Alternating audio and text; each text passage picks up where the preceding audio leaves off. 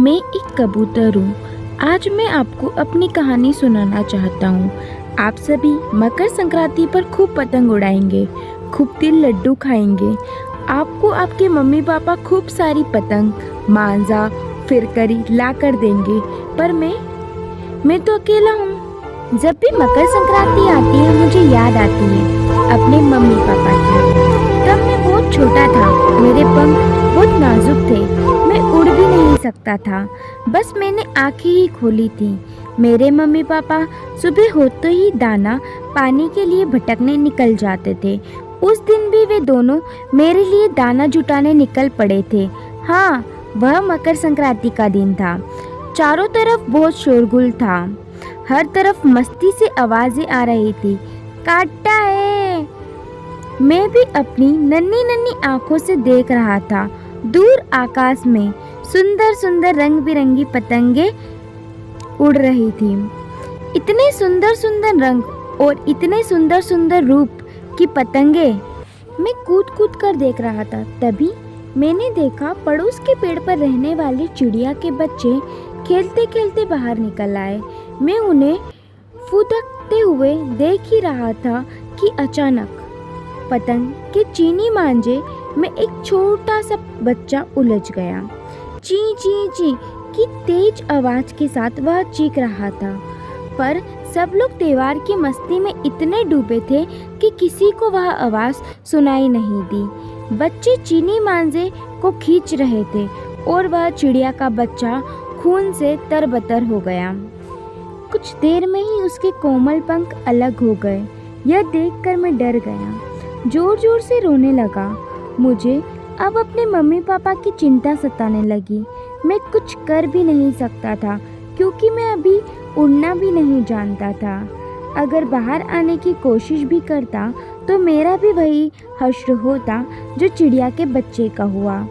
मुझे बहुत जोरों जोरों से भूख लग रही थी, पर मैं बेबस था। शाम तक पतंग का कुल्हारा बढ़ता ही जा रहा था और मेरा मन चिंता में डूबता जा रहा था। जैसे जैसे अंधेरा बढ़ता गया, मेरा दिल भी परेशानियों में उलझता गया, पतंग के चीनी मांझे की तरह। कहाँ होंगे मेरे मम्मी पापा? कैसे उड़ रहे होंगे वह आकाश में? आकाश में तो बिल्कुल भी जगह नहीं बची। और यह चीनी धागा कितना खतरनाक है। इसी में उलझकर तो अभी चिड़िया का बच्चा मर गया। उसके आसपास उसके मम्मी पापा विलाप कर रहे हैं। मेरा मन भारी हो रहा था। क्या करूं? कहाँ जाऊं? किससे पूछकर देखूं? मैं अकेला ही अपने घोंसले में भूख और मम्मी पापा की याद में थक कर बेचैन होने लगा। तभी अंधेरे में मुझे अपने पापा लड़खड़ाते उड़ते हाल बेहाल आते दिखाई दिए। मैं जोर जोर से चीखने लगा।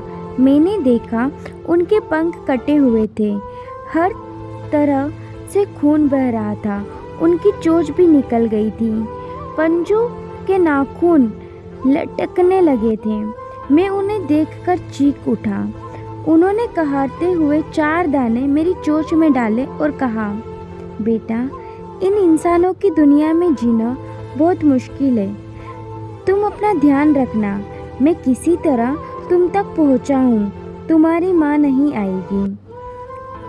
उनके दोनों पंख पतंग के मांझे में उलझकर कट गए और उसने वहीं तड़प तड़प कर दम तोड़ दिया।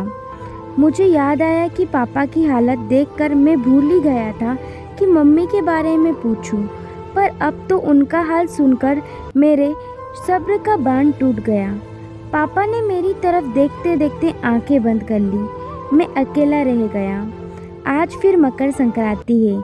आज मेरे बच्चे भूखे हैं, पर मैं दाना नहीं ला सकता।